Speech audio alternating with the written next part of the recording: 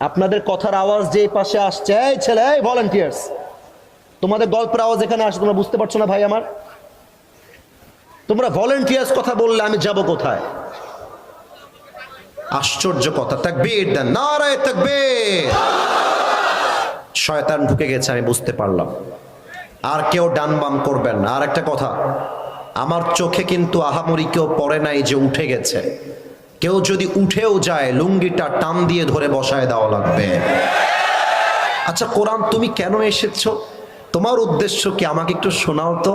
কোরআন তার জবাব দিচ্ছে 13 নম্বর পারা, সূরাত ইব্রাহিম, কিতাবুন আনজালনাহু ইলাইকা লিতুখরিজান নাসা মিনাল যুলুমাতি ইলান নূর।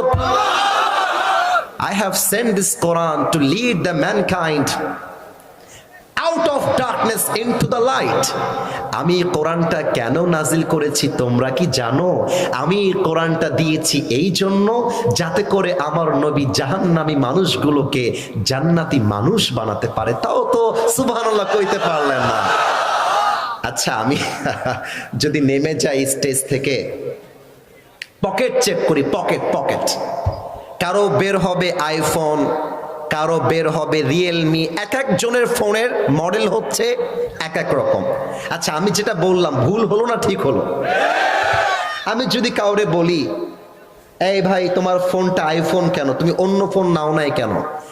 বেশিরভাগ আইফোন ইউজার বলবে, হুজুর আইফোনটা খুব ইজিলি ইউজ করা যায়, স্মুথ কাজ করে, খুব স্মুথলি, তাই আমি আইফোনটাকে অ্যাকসেপ্ট করেছি। ও আচ্ছা আচ্ছা, এটাই তোমার লাভ।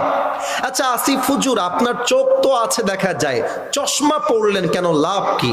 আমি বলবো ভাইজান, এই চশমাটা খুলে ফেললে আবজা আবজা দেখি, পড়ে ফেললে ক্লিয়ার দেখি। ও আচ্ছা আচ্ছা ভাইজান, আপনি এই কোটিটা কেন পড়েছেন?